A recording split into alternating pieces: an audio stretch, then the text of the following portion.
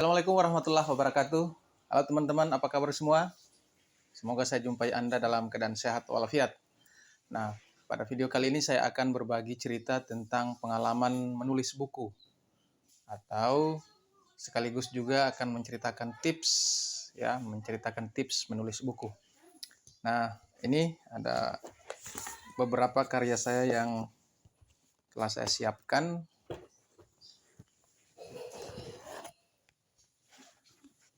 Ini ya teman-teman, ini buku hasil karya saya selama beberapa tahun terakhir ini akan saya ceritakan kepada teman-teman semua bagaimana bisa menulis buku meskipun hanya sedikit yang bisa saya sajikan ini. Ada beberapa lagi yang sempat saya terbitkan tapi tidak ada di hadapan teman-teman semua ini. Saya akan jelaskan satu persatu. Ini ada buku judulnya Interogasi. Buku ini merupakan kumpulan cerpen yang diseleksi berdasarkan hasil lomba cerpen yang masuk pada penerbit. Itu jumlahnya hampir 1000 cerpen dan diseleksi ada kumpulan cerpen terbaik, ada kategori-kategori lainnya, ada kumpulan cerpen istimewa dan lain sebagainya. Nah, ini saya masuk dalam kumpulan cerpen Interogasi. Kebetulan judul cerpen saya itu adalah Kilometer 13. Jadi mengisahkan sebuah cerita tentang pekerja di perusahaan kayu. Ini Kilometer 13. Terbitnya tahun 2015 dan termasuk karya saya yang pertama yang berhasil diterbitkan. Jadi saya yakin teman-teman juga punya karya-karya, tetapi hanya sebatas baru diketik di laptop atau di komputer.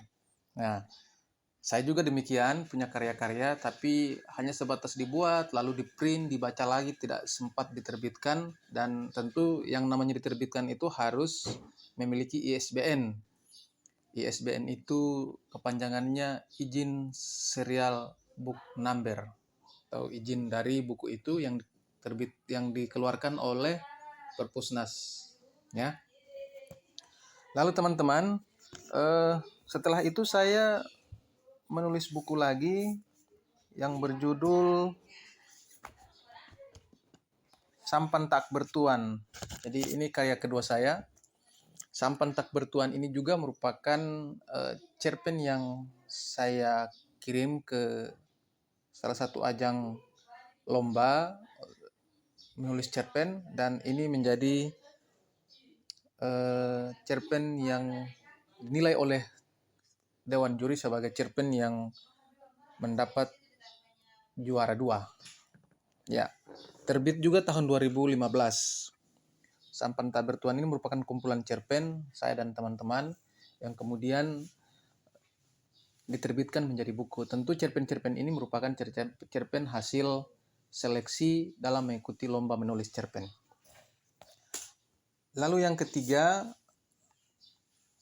di tahun 2015 juga, tahun yang sama dengan cerpen kedua sebelumnya, itu saya mengikuti lomba lagi, lomba menulis cerpen, dan diterbitkan judulnya Perempuan Lelaki. Ini termasuk judul cerpen saya yang ada di dalam ini, dan ini kalau tidak salah dapat juara 1 ini cerpen ini kalau tidak salah. Sehingga dijadikan sebagai judul buku. Nah, ini karya saya yang ketiga, tapi dalam bentuk antologi cerpen, ya bersama teman-teman lain yang tentu teman-teman lain juga adalah para penulis yang mengirimkan cerpennya ke panitia lomba sehingga diterbitkan menjadi buku. Kemudian tulisan saya yang keempat itu saya mengikuti lomba menulis artikel ilmiah populer. artikel ilmiah populer judulnya Karakter Multietnis. Saya mengangkat sebuah artikel yang sasarannya itu adalah multikultur di salah satu daerah. Kemudian saya muat dalam bentuk artikel ilmiah populer dan mendapat juara 1. Sehingga judulnya menjadi judul dari kumpulan artikel ini. Tentu sama dengan karya-karya sebelumnya, para penulis yang ada dalam ini adalah mereka yang mengikuti seleksi dan diterbitkan menjadi buku. Ini termasuk karya saya yang keempat. Lalu saya menulis biografi berjudul Sang Kuryang van Gorontalo. Ini adalah karya yang cukup berat dalam melakukan pengumpulan data, karena ini berkaitan dengan biografi, berkaitan dengan sejarah hidup seseorang. Banyak hal yang harus saya siapkan datanya, saya harus wawancara banyak orang, dan tentu mewawancarai banyak orang itu membutuhkan waktu, membuat komitmen, membuat jadwal, dan lain sebagainya, termasuk mencocokkan kapan bisa bertemu. Kadangkala ketika sudah cocok jadwalnya ternyata tidak bisa ketemu. Disebabkan karena orang-orang yang saya wawancarai ini adalah orang-orang yang punya kesibukan luar biasa. Ada yang sebagai wakil gubernur, ada yang sebagai anggota DPR, ada yang sebagai menteri. Ini semua saya sajikan dalam buku ini. Ini saya kisahkan Sang Kuryang van Gorontalo ini mengangkat sosok biografi Bapak Rumpagau sebagai Bupati Bualemo saat itu. Saya tulis hingga terbit. Ini karya saya sendiri, tidak dalam bentuk karya dengan orang lain. Tebalnya 127 halaman. Luar biasa karya ini, memakan waktu yang lama, tidak seperti kumpulan cerpen yang sebelumnya atau karya-karya sebelumnya itu tidak terlalu lama, ya bahkan 1 tahun itu bisa saya terbitkan 3 buah buku dalam bentuk antologi, yang tentu kerjasama dengan teman-teman penulis lainnya. Kalau ini kurang lebih 1 tahun saya menyusun ini, baru bisa diterbitkan. Tahun 2016 ini diterbitkan. Jadi saya start tahun 2015, kemudian tahun 2016 itu diterbitkan. Penerbitnya adalah OAC Pustaka. Jadi teman-teman kalau merasa penasaran bisa dilihat di Google, dicari dicari buku atau karya-karya saya yang lain. Kemudian saya menulis kumpulan cerpen yang sendiri, tidak lagi melibatkan orang lain untuk menjadi penulis sehingga menjadi antologi. Ini saya menulis kumpulan cerpen berjudul Jangan Panggil Aku Ayah. Ini kurang lebih 19 atau 20 cerpen isinya ini. Semua karya saya yang kemudian diterbitkan. Ini teman-teman masih disegel ini. Artinya belum dibuka. Ada yang sudah saya buka, sudah saya baca, sudah saya lihat apakah ada kesalahan atau tidak dari penerbit. Ternyata tidak ada. Ini kalau teman-teman mau memiliki, silahkan bisa menghubungi saya ya. Gratis. Ada beberapa lagi yang masih disegel seperti ini. Atau teman-teman ingin memilikinya, silahkan pesan sama penerbit atau di Tokopedia, dijual secara online atau di Bukalapak. Ada silakan dicek di sana harganya. Kemudian teman-teman, selain menulis beberapa karya itu, saya juga menulis satu karya berjudul Digitalisasi Sekolah di Daerah Terpencil. Itu diterbitkan oleh Kementerian Pendidikan dan Kebudayaan. Belum sempat saya miliki dalam bentuk print out seperti ini, dalam bentuk buku, masih dikirim dalam bentuk file PDF. Itu bagus juga, makanya tidak sempat saya sajikan di sini.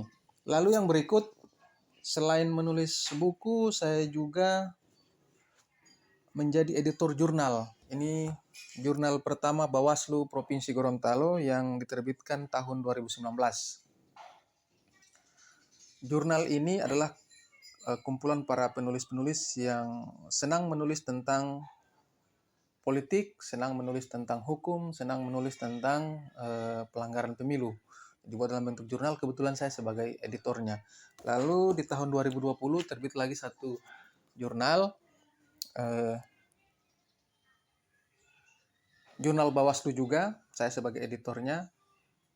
Ini yang berkaitan dengan tentang pelanggaran pemilu, tentang kepemiluan dan problematika penegakan hukum di pilkada. Jadi tulisan-tulisan ini adalah orang-orang yang senang menulis artikel tentang hukum pemilu dan pelanggaran pemilu.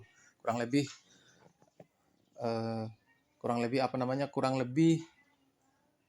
seperti itu yang mereka bahas. Nah, sekarang teman-teman, bagaimana tipsnya ya? Kita akan berbagi tentang tips. Telah saya sajikan tadi karya-karya. Tipsnya itu kalau saya harus memastikan bahwa setiap hari harus menulis. Kalau dulu saya punya target 1 hari harus 4 halaman. Harus membuat tulisan itu 4 halaman. Nah, pagi 2 halaman, misalnya saya sudah sholat subuh itu saya harus selesaikan 2 halaman, lalu malam lagi 2 halaman. Itu kalau teman-teman tidak punya kesibukan lain. Tetapi kalau teman-teman punya kesibukan lain, punya pekerjaan yang harus dikerjakan pagi hingga sore, sebaiknya jangan 4 halaman. Karena 4 halaman itu bagi mereka yang tidak punya pekerjaan, yang tidak punya kesibukan, apalagi kesibukannya itu harus meninggalkan rumah, harus kesibukannya di jalan, itu agak sulit untuk mengejar target itu. Sebisanya mungkin 1 hari 1 halaman. 1 halaman ya.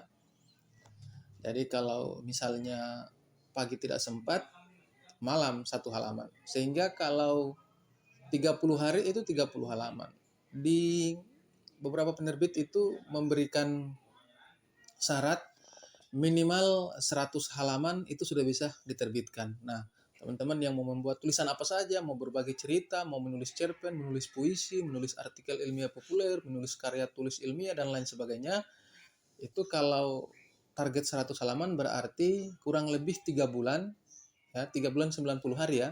3 bulan itu teman-teman sudah bisa menerbitkan 1 buah buku. Nah, untuk menerbitkan sekarang kan banyak kemudahan-kemudahan dengan adanya banyak penerbit-penerbit. Kita tinggal mengirim naskah, pembiayaannya diserahkan ke kita.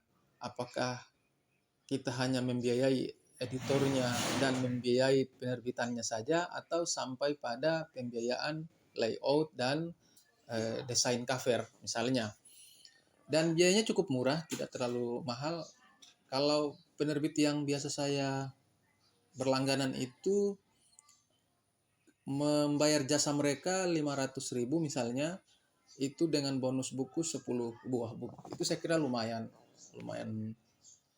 tidak terlalu mahal, terjangkau. Tapi kalau teman-teman ingin yang gratis, banyak juga, silahkan kirim karya-karyanya di penerbit-penerbit yang menerima untuk menerbitkan buku, tetapi tentu antrian. Biasanya kita akan mendapat surat dari penerbit, misalnya Gramedia ya, Gramedia atau penerbit Bentang Pustaka itu, mereka menerima tulisan-tulisan, tetapi jangka waktu untuk membaca tulisan kita itu 3 bulan. Kemudian ditambah lagi dengan apakah tulisan kita diterima atau tidak, itu bergantung pada tema yang mereka ingin angkat atau ingin publikasikan di tahun ini. Jadi setiap tahun itu berbeda. Oleh sebab itu kalau menunggu seperti itu lama, tentu lama. Teman-teman akan bosan menunggu, tentu akan menurunkan semangat untuk menulis. Tapi kalau pakai cara kita tulis lalu kirim ke penerbit-penerbit mayor, penerbit-penerbit yang siap menerbitkan buku kita dengan bantuan mereka tanpa harus antrian, itu ada juga disediakan. Lalu yang berikut, kalau sudah konsisten terhadap penulisan 1 hari minimal ya, 1 lembar, berarti 3 bulan atau 4 bulan itu 1 buah buku, sehingga dalam 1 tahun kita bisa menerbitkan sampai 3 buah buku. Itu sudah cukup lumayan. Jadi silakan teman-teman yang punya semangat untuk menulis, teruslah menulis. Yang susahnya ini kan pikiran apa yang akan kita tuangkan itu masih bermain-main di dalam otak kita yang tidak bisa kita tuangkan dalam bentuk tulisan. Itu yang susah. Sehingga kita hanya terlena bermain-main dengan apa yang kita akan konsep, tetapi tidak diwujudkan dalam bentuk tulisan. Gitu ya teman-teman. Lalu yang kedua, selain konsistensi terhadap waktu, yang kedua ini adalah mengangkat tema yang sesuai dengan minat dan keinginan kita. Juga dibaca dengan situasi pembaca, disesuaikan dengan pembaca. Jadi kalau teman-teman berminat menulis cerpen, ya geluti itu dulu sampai terbit. Yang berminat menulis puisi, ya silakan geluti itu, pastikan sampai terbit. Tentu tidak harus itu terus yang kita tulis, mungkin agar bervariasi tahun berikutnya mungkin diganti dengan yang lain. Silakan, sah-sah saja itu dilakukan. Saya kira begitu teman-teman, kita akan terus berbagi informasi, berbagi pengetahuan, berbagi semangat, berbagi motivasi agar kita menjadi orang-orang yang berguna untuk orang lain. Terima kasih. Jangan lupa like, subscribe video ini. Semoga bermanfaat bagi kita semua. Assalamualaikum warahmatullahi wabarakatuh.